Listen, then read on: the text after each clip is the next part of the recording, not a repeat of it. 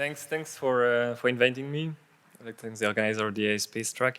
So I'm Frank de Morsier, so one of the two co-founders of Picterra. So we are basically a startup that started from a bit from EPFL at its core. So there's a co-working space where you can start for free. Then we moved to the garage, not far. So we went a bit through the EPFL ecosystem, and now we can say that we fly from our own wings. And so our office not very far from here, but we are no more really exactly on the campus.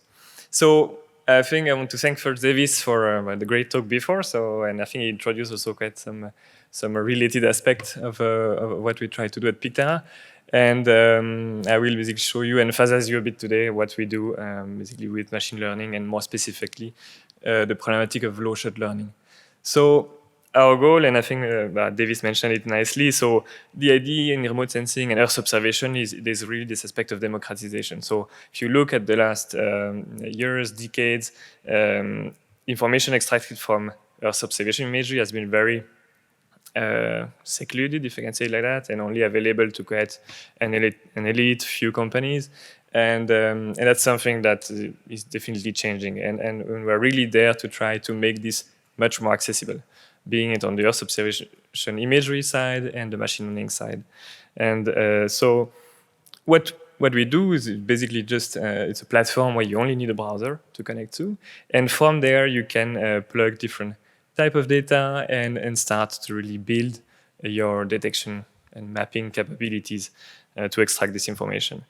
So one of the aspects that is pretty important and one we focused quite a lot on is this fact that you have quite a lot of platforms out there in order to get Earth observation imagery. So satellite imagery, of course, but as we tend sometimes to forget, for instance, when you're on a Google map layer, satellite layer, actually, depending on your zoom level, is no more satellite. And you have quite a combination of imagery there. So you have things taken from planes and from satellites. And now we have the drones coming. There will be the high altitude platform. So there's quite an heterogeneity of sensors.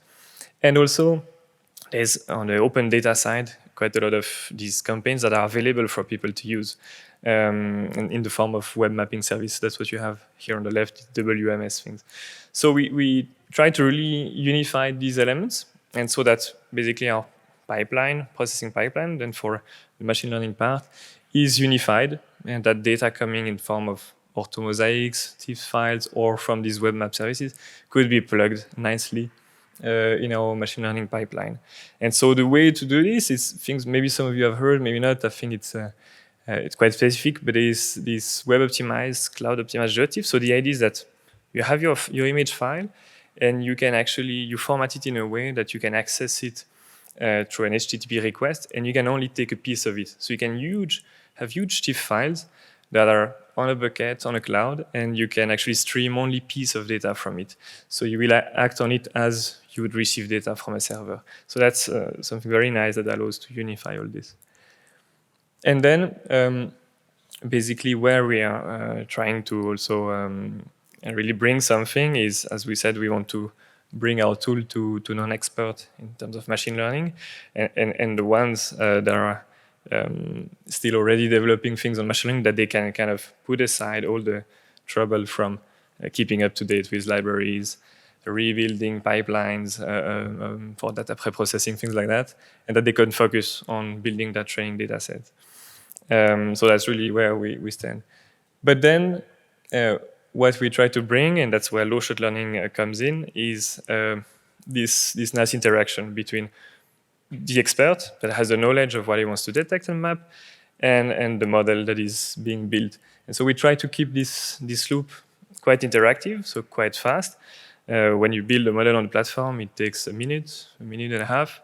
That allows you to quickly iterate when you build the model. And the idea is also that you're not a single user on that platform. So there's a community. And so that's something we try to exploit in order also that basically the models are getting better over time. And so that you get faster to something accurate and precise over time. I like to put usually this a bit as a provocative thing, but so the idea is, to put aside this AI wording where people think, okay, that's magic. The first thing is that so there is the user, he has his expertise, and then it's about making the machine do the boring job, let's say, the job at scale.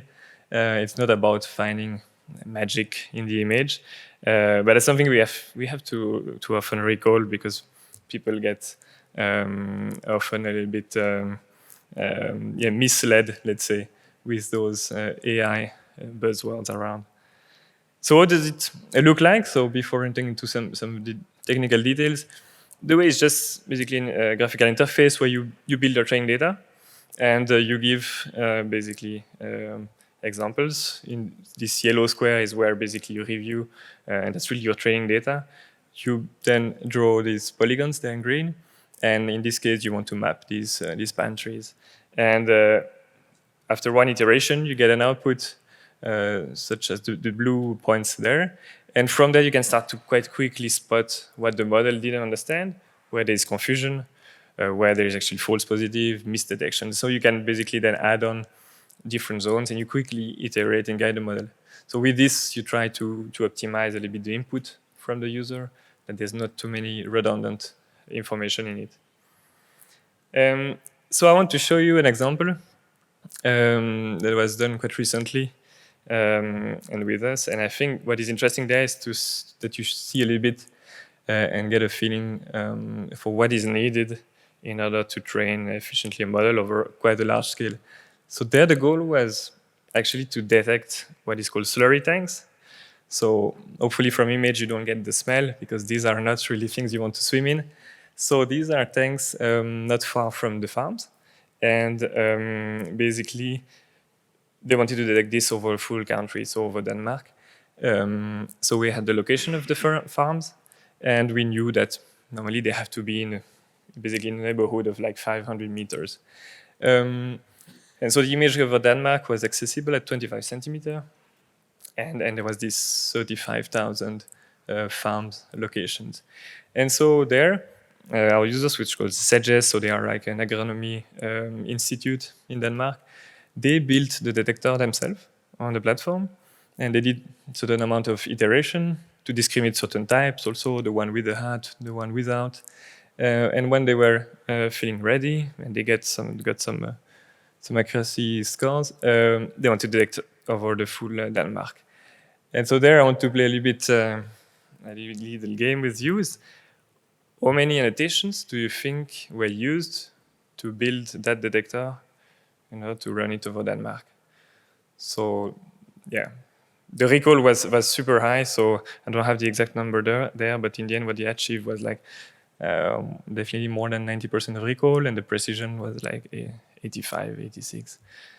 So I don't know, do you think it was between, I don't know, who says it's between 1,000 and 10,000? Yeah, okay, above 10,000? Below 1,000, then above 100? No? Yeah, okay. Below 100? Ah, yes, 2 only. So it was 56. So there, really, that's, again, to see, I mean, you have certain variations in that kind of objects, but of course, not so many, so there's certain regularity. And what you want is really to have this input from the user that is optimized, that it doesn't have to show so many redundant examples. So that was really a nice way to see that when you have ways to show the good diversity, you don't need that many. And so what you see there, I just want to switch to the live. Yeah, it doesn't work. Oops. Maybe I've just, let me see if it works like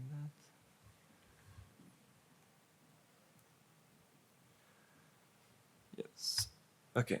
And so what you see in purple, it's basically all the regions, these neighborhoods of the farms.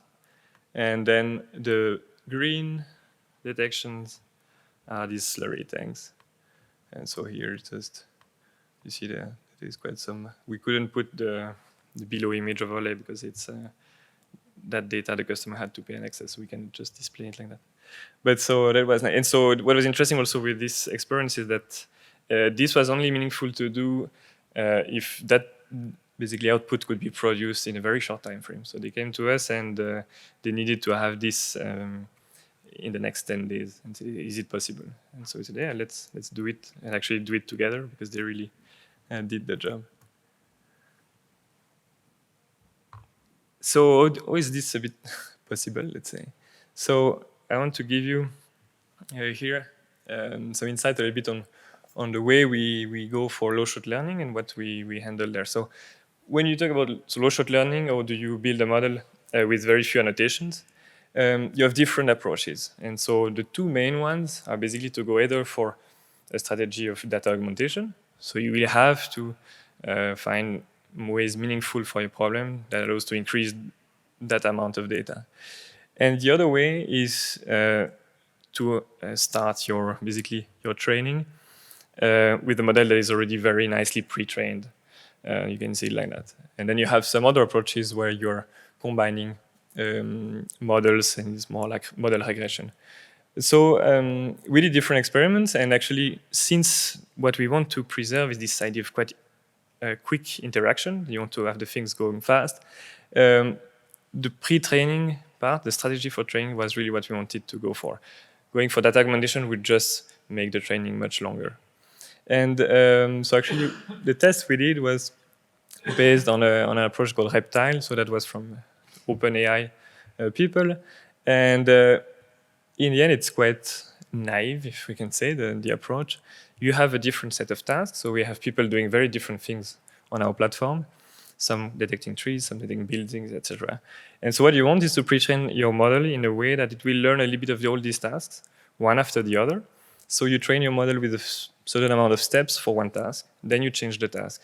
And doing this in a sequence and not as a batch has quite some implication that makes the model in a state that is not at all the same that with the batch, and that actually is somehow in a position, that's what you have in this graph up there, to the closest point to these different tasks. And so then you need a very short amount of steps to fine-tune your model.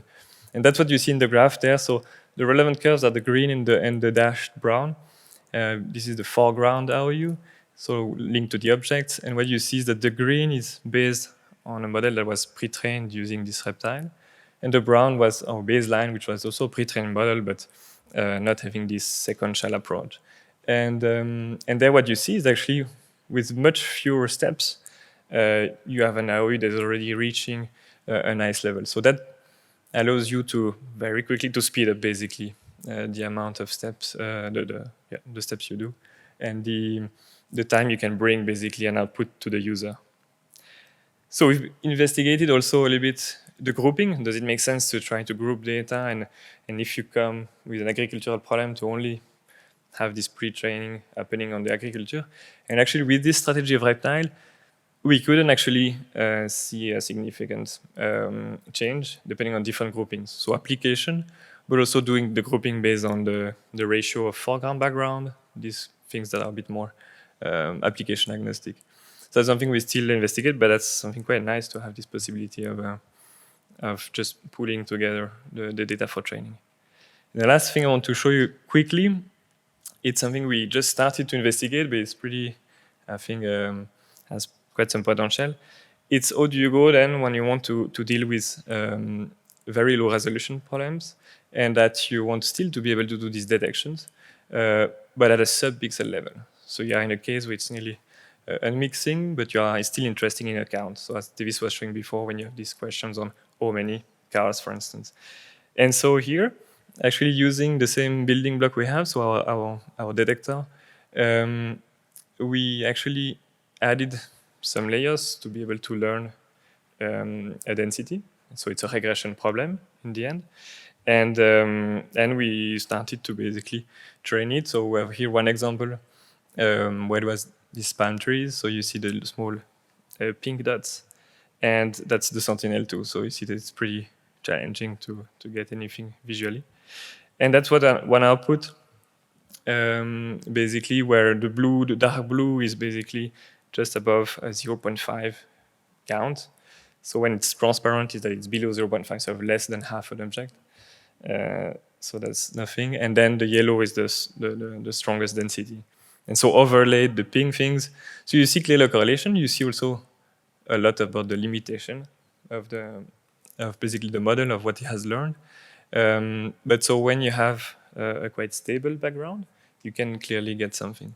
So we are really at the beginning of this, but it was interesting experiment on going for this extreme resolution difference. And so I invite you to try basically the platform. And if there's some looking for internships, so we have an internship actually, data science and machine learning. So we just passed. We have a booth at the Innovo stand. Thank you.